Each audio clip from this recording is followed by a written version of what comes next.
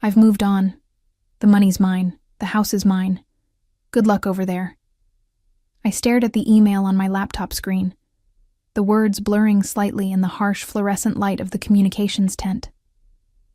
Around me, the constant hum of generators and distant radio chatter filled the air at Forward Operating Base Lightning in Afghanistan. The smell of dust and diesel fuel hung heavy, but none of that registered. All I could focus on were those 17 words that had just shattered my world. My name is Lauren Bishop. I'm 35 years old, a captain in the United States Army, and I was halfway through my third deployment when my husband decided to destroy our marriage via email. The casual cruelty of it hit me like a physical blow. Not even a phone call. Just a cold, calculated message sent while I was 7,000 miles away, serving my country. I scrolled down to see the attachments. Divorce papers. Bank statements showing our joint savings account had been drained. $38,000 gone. Photos of a young blonde woman lounging in what looked suspiciously like my living room, her feet propped up on the coffee table I had saved for months to buy. The injustice burned in my chest. For 6 months I had been sleeping in a concrete bunker, eating meals ready to eat, and dodging mortar fire while Eric lived it up with his new girlfriend in the home I had worked years to afford. Every dollar in that account had been earned through blood, sweat, and sacrifice. Night shifts at the base hospital before my deployment. Extra training courses that meant months away from home. Military pay that I had carefully saved while Eric bounced between part-time jobs and grand schemes that never panned out. The woman in the photos looked barely old enough to drink. 22, according to the email signature that identified her as Brittany Hart, future Mrs. Bishop. The audacity was breathtaking. She was wearing my jewelry, sitting on my furniture, probably sleeping in my bed. But as I read the email a second time, something shifted inside me. The initial shock gave way to something colder, more calculating. Eric had always underestimated me. He saw the woman who cooked his dinner and did his laundry, not the soldier who had survived 3 combat deployments and earned a Bronze Star for valor. He had made a critical error in judgment, and as the rage settled into icy determination, I realized he was about to learn exactly who he had married. I closed my laptop and walked outside into the Afghan night, the stars brilliant overhead in a way they never were back home. This was far from over. The next morning brought the familiar routine of deployment life, but everything felt different now. As I went through my duties at the base medical facility, treating everything from routine checkups to combat injuries, my mind kept circling back to Eric's betrayal. The other soldiers noticed my distraction. "You okay, Captain?" Staff Sergeant Martinez asked as we prepped for the morning briefing. "You seem off today." I forced a smile. "Just tired. Long night." But it wasn't tiredness. It was the peculiar clarity that comes when someone you trusted completely reveals their true nature. Eric and I had been married for 8 years, together for 10. We met when I was a young lieutenant, fresh out of officer candidate school, and he was working at a sports bar near Fort Campbell. He was charming, funny, and seemed to understand the demands of military life. Or so I thought. Looking back, the warning signs had been there for years. The way he always seemed to have excuses when bills were due. How he would disappear for hours without explanation, claiming he was job hunting or meeting with potential business partners. The gradual shift from supportive spouse to someone who resented my career, my deployments, my success. During my first deployment to Iraq, he had been the perfect military spouse. Care packages, daily emails, promises to hold down the fort. By my second deployment, the communications had become sporadic, filled with complaints about how hard his life was while I was gone. This time, I had barely heard from him at all. I should have seen it coming. The signs were all there in hindsight. The way he had pushed me to add his name to all our accounts before this deployment, claiming it would make managing finances easier while I was gone. How he had insisted on handling all the household finances because my military schedule was too unpredictable. The gradual isolation from my friends and family, always with reasonable excuses about why we couldn't visit or why they couldn't come over. What Eric didn't know, what he had never bothered to learn, was that military spouses like me don't survive 3 deployments without learning to plan for the worst. We don't trust blindly. We prepare. And years ago, when I first started deploying, I had taken steps that Eric was about to discover in the most painful way possible. As I went through my medical rounds that day, checking on soldiers recovering from everything from broken bones to shrapnel wounds, I thought about trust. These men and women trusted me with their lives, their pain, their fears. I took that responsibility seriously. I had extended the same trust to Eric, and he had weaponized it against me. But trust is a two-way street, and betrayal comes with consequences. Eric was about to learn that the woman he thought he knew, the compliant wife who managed the household while he pursued his dreams, had been planning for this possibility all along. I waited until after evening chow to respond to Eric's email. The mess tent had emptied out, leaving just a few soldiers playing cards in the corner and the ever-present sound of helicopters coming and going from the landing zone. I opened my laptop and stared at the cursor blinking in the reply field. Years of military training had taught me the value of measured responses. When someone attacks you, you don't react emotionally. You assess the situation, gather intelligence, and respond strategically. Eric's email wasn't just a personal betrayal. It was a tactical error of epic proportions. I typed 5 words. "Are you sure about that?" Then I hit send. The beauty of the response was its simplicity. Eric would read it and wonder what I meant. He would probably dismiss it as the desperate bluster of a woman who had just lost everything. He would go back to his new life, confident that he had outmaneuvered me completely. And for the next few days, he would be right to feel confident. But confidence built on ignorance is dangerous, and Eric's understanding of our financial situation was fatally flawed. 3 years ago, before my second deployment, I had consulted with a JAG attorney about protecting military families from financial abuse during deployments. The horror stories were everywhere: spouses draining accounts, running up debt, even selling family homes while their military partners were overseas and unable to respond. The attorney, Major Patricia Holmes, had been blunt about the risks. "Captain Bishop," she had said, "I see this more often than I care to admit. Deployment stress breaks marriages, and when they break, the spouse at home usually has all the advantages. They control the mail, the finances, the narrative. You need to protect yourself." So I had.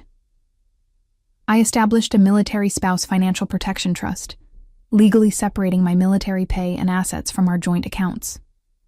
Everything Eric thought he had taken was actually just the surface layer. Money I had deliberately left accessible to maintain the illusion of normalcy. My real assets, including the house deed and the bulk of my savings, were protected under military regulations that carried federal criminal penalties for unauthorized access. Eric had stolen money from a deployed service member. That wasn't just divorce court material. That was federal crime territory. I opened a new email and began typing, not to Eric this time, but to Major Holmes. It was time to activate the protections I had hoped I would never need. Within minutes, I had sent copies of Eric's email, the bank statements, and the photos to both the JAG office and my civilian attorney back home. The wheels of justice turn slowly, but when they involve crimes against military personnel, they turn with the full weight of federal law behind them. Eric had just declared war on someone who had spent years learning how to fight and win. He was about to discover that some battles are decided before the first shot is fired. The response came faster than I had expected. Major Holmes emailed me within 6 hours, her message arriving during what passed for night in Afghanistan. The timestamp showed she had sent it at 11 p.m. Eastern Standard Time, well past normal duty hours. "Captain Bishop," she wrote, "I have reviewed the materials you sent. We are implementing immediate protective measures under the Service Members Civil Relief Act. I have already contacted federal authorities regarding the unauthorized withdrawal of funds from accounts protected under military spouse protection statutes. Additionally, I am coordinating with your civilian attorney to freeze all assets and prevent further financial damage. Stand by for updates." I leaned back in my bunk, a smile tugging at the corners of my mouth for the first time in days. Eric had no idea what was about to hit him. The Service Members Civil Relief Act wasn't just military bureaucracy. It was a federal law designed to protect deployed service members from exactly the kind of financial predation Eric had just committed. Violating it carried serious consequences, including criminal charges and mandatory restitution. More importantly, it meant that everything Eric thought he had gained was about to be reversed. Over the next 48 hours, emails began flowing in from my legal team. The civilian attorney, Rebecca Chen from Morrison & Associates in Clarksville, Tennessee, was particularly thorough in her updates. "Lauren," she wrote, "I wanted you to know that we have obtained emergency court orders freezing all accounts that Eric accessed without authorization.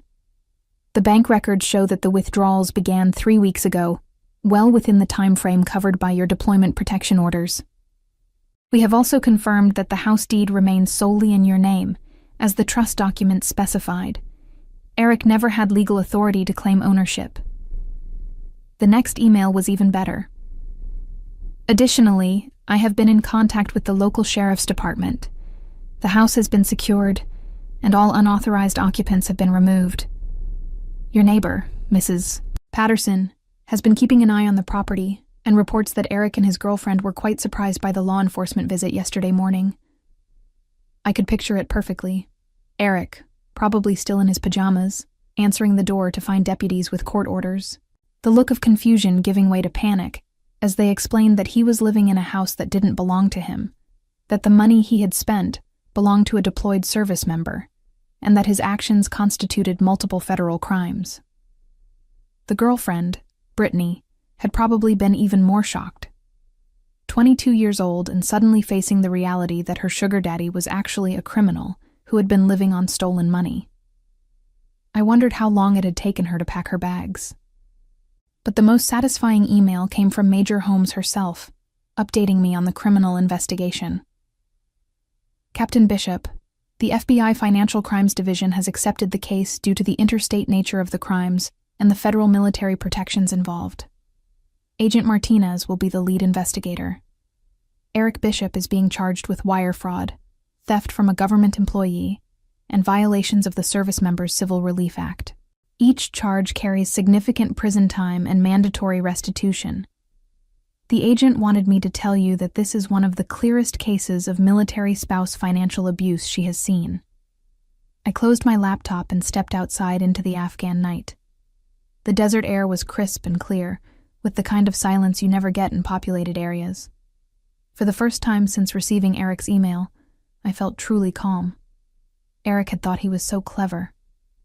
He had probably spent weeks planning this, timing it for when I was at my most vulnerable and isolated.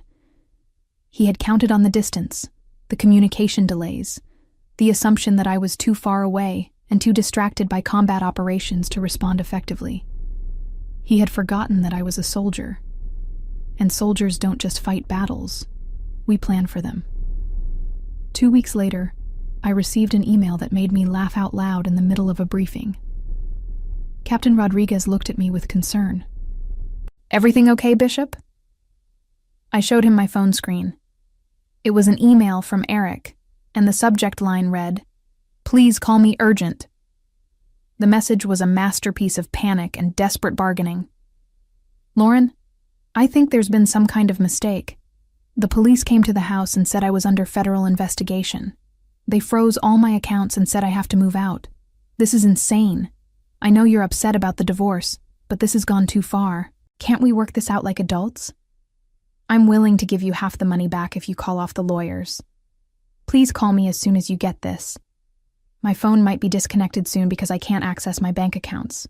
This is ruining my life." The best part was the complete lack of acknowledgement that he had done anything wrong. No apology for the betrayal. No recognition that he had stolen from a deployed service member. Just outrage that there were consequences for his actions. I forwarded the email to Major Holmes with a note. "I assume Eric's panic means the investigation is proceeding smoothly?" Her response was immediate. "Agent Martinez reports that Eric Bishop retained a public defender yesterday. Apparently, no private attorney was willing to take his case pro bono, and all his assets are frozen pending the investigation. The girlfriend disappeared 2 days ago. Her social media posts suggest she has returned to her parents' home in Florida and is claiming she had no knowledge of the criminal activity. I almost felt sorry for Brittany. Almost. She was young, and probably genuinely naive about Eric's financial situation. But she had also been perfectly happy to live in my house, wear my jewelry, and post photos of herself enjoying the fruits of my labor while I was dodging bullets in Afghanistan. Ignorance might be a legal defense, but it wasn't a moral one. The military grapevine at the FOB had picked up on my situation, as military grapevines always do. Word had gotten around that Captain Bishop was dealing with a cheating spouse back home, and the response from my fellow soldiers was overwhelmingly supportive. Care packages started arriving with little notes. "Hang in there, Captain. Your military family has your back. Some people aren't worth the uniform." Staff Sergeant Martinez, who had noticed my mood the day I received Eric's original email, pulled me aside after the evening briefing. "Captain, I don't know all the details of what you're dealing with back home, but I wanted you to know that my wife went through something similar during my first deployment. Spouse cleaned out their accounts and moved in with someone else. It nearly destroyed her." "What happened?" I asked. "Military legal helped her fight it. Took 2 years, but she got everything back and then some. The ex ended up doing time for fraud. Military justice doesn't mess around when it comes to protecting deployed families." "How is she doing now?" Martinez smiled. "Remarried to a good man who actually deserves her. Sometimes the worst thing that happens to you turns out to be the best thing that could have happened." As I walked back to my quarters that night, I thought about his words. Eric's betrayal had been devastating, but it had also revealed truths I might never have discovered otherwise. His true character, the strength of my military family, the wisdom of the precautions I had taken years earlier. Most importantly, it had reminded me who I really was. Not the accommodating wife who had spent years making excuses for a man who didn't deserve them. I was Captain Lauren Bishop, a combat veteran who had survived 3 deployments and earned the respect of her peers through competence and courage. Eric had picked a fight with the wrong woman. The 3rd week brought news that exceeded even my most optimistic expectations. Major Holmes called me personally this time, rather than sending an email. Satellite phone calls were precious commodities on deployment, usually reserved for emergencies or the most important communications. "Captain Bishop," she said, her voice crackling slightly through the connection. "I wanted to give you a personal update on the investigation. Agent Martinez has uncovered additional evidence that significantly strengthens the case against your husband." "What kind of evidence?" "It appears that Eric's financial crimes extended beyond just your accounts. The FBI discovered that he had been using your military credentials to apply for credit cards and loans, forging your signature on documents while you were deployed. The total amount of fraud now exceeds $100,000. I felt the blood drain from my face. 100,000? Credit cards in your name that you never authorized. A second mortgage on the house that he obtained using forged documents. A personal loan from a predatory lender that used your military service record as collateral. Eric Bishop wasn't just unfaithful, Captain. He was running a sophisticated financial fraud operation using your identity and military status. The scope of the betrayal was breathtaking. While I had been focused on the $38,000 he had stolen from our joint account, Eric had been systematically destroying my financial life through identity theft and fraud. "The good news," Major Holmes continued, "is that all of these crimes fall under federal jurisdiction due to your military status. The penalties are severe, and the evidence is overwhelming. Agent Martinez believes this will be one of the strongest military spouse fraud cases she has ever prosecuted." "What happens now?" "Eric will be formally arrested within the next 48 hours. The charges include identity theft, wire fraud, bank fraud, forgery, and multiple violations of military protection statutes. He's looking at 15 to 20 years in federal prison if convicted on all counts." After the call ended, I sat in stunned silence. The man I had married, the person I had trusted with my life and my future, had been systematically destroying everything I had worked for. The betrayal was so complete, so calculating, that it took my breath away. But alongside the shock came a fierce satisfaction. Eric had thought he was so clever, using my deployment as cover for his crimes. He had assumed that I was too far away, too distracted, too trusting to discover his schemes until it was too late to stop them. He had been wrong on every count.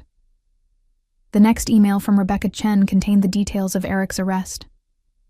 He had been taken into custody at 6 a.m. while trying to board a bus to Florida, apparently planning to join his girlfriend at her parents' house. The arresting agents found him carrying a fake ID and nearly $5,000 in cash, money that had been traced back to the fraudulent loans he had taken out in my name. "Lauren," Rebecca wrote, "I wanted you to know that Eric's arrest made the local news.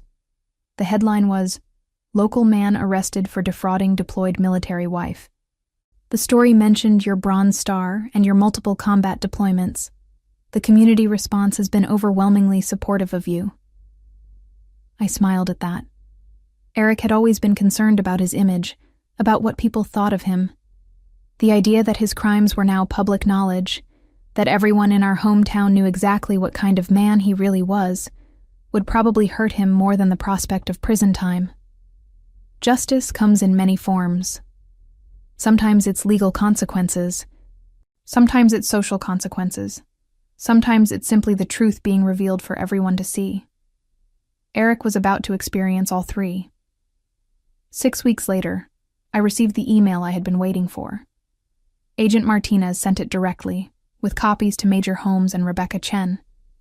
The subject line was simple: "Case closed." "Captain Bishop," she wrote, "Eric Bishop has accepted a plea agreement. He pled guilty to all charges in exchange for a sentence of 12 years in federal prison and full restitution of all stolen funds, including penalties and interest. The total restitution amount is $147,000. Additionally, he has agreed to forfeit any claim to marital assets and will not contest the divorce." I read the email 3 times to make sure I understood correctly. Eric, who had started this nightmare by stealing from me while I served my country, was now facing 12 years in prison and complete financial ruin. The man who had thought he could outsmart a deployed soldier had been outmaneuvered at every turn. The restitution amount was particularly satisfying. Not only would I recover every penny he had stolen, but the penalties and interest meant I would actually come out ahead financially. Eric's crimes had backfired so spectacularly that they had made me wealthier than I had been before his betrayal. Rebecca Chen's follow-up email contained even better news. "Lauren, because Eric signed the asset forfeiture agreement, you now have clear title to the house with no outstanding liens. The fraudulent second mortgage has been voided, and the predatory loan has been transferred to Eric's personal responsibility. You will resume ownership of all marital assets immediately upon your return from deployment." I closed my laptop and walked outside to watch the sunset over the Afghan mountains. The desert sky was painted in brilliant oranges and purples, the kind of natural beauty that reminded you why some things were worth fighting for. Eric had tried to take everything from me while I was serving my country. Instead, his greed and stupidity had cost him his freedom, his future, and any claim to the life we had built together. The woman he had betrayed was coming home to a debt-free house, a clean credit record, and the satisfaction of seeing justice served. 3 months later, I stepped off the plane at Nashville International Airport, officially home from my 3rd deployment. The Tennessee air felt humid and thick after months in the desert, but it smelled like freedom. My sister Jenna was waiting at the gate, her face lighting up when she saw me. We hadn't talked much during the deployment. I had kept the details of Eric's crimes private, sharing only the basic fact that we were divorcing. Now, as we drove toward Clarksville, I filled her in on everything that had happened. 12 years, she asked, her voice incredulous. "For stealing from you?" "For stealing from a deployed service member," I corrected. "The federal penalties are severe when you commit crimes against military families. Eric learned that the hard way." "What about the girlfriend?" "Brittany? She cooperated with the investigation in exchange for immunity. Turns out she genuinely had no idea about the fraud. She thought Eric was just a successful businessman with a wife overseas. When she found out the truth, she helped the FBI trace the money. We pulled into my driveway, and I stared at the house I hadn't seen in 9 months. It looked exactly the same from the outside, but everything about it felt different now. This wasn't the home I had shared with Eric. It was my home, bought with my sacrifice, and defended with my planning. Mrs. Patterson, my elderly neighbor, came rushing over as soon as she saw the car. "Lauren, welcome home, honey. I kept an eye on everything just like you asked. That husband of yours sure made a scene when the police came. I've never seen anything like it. Thank you for watching the house, Mrs. Patterson. I appreciate everything you did. Are you doing okay, dear? This must have been so hard for you." I looked at my house, my sister, the familiar neighborhood where I would now build a new life. "Actually, Mrs. Patterson, I'm doing better than okay. I'm exactly where I'm supposed to be." The revenge I had taken wasn't about anger or hatred. It was about justice, preparation, and the simple truth that actions have consequences.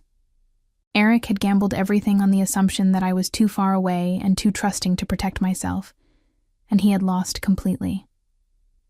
As I walked into my house for the first time as a truly free woman, I reflected on how his betrayal had ultimately revealed my own strength and taught me that sometimes the most devastating revenge is simply letting someone destroy themselves with their own choices.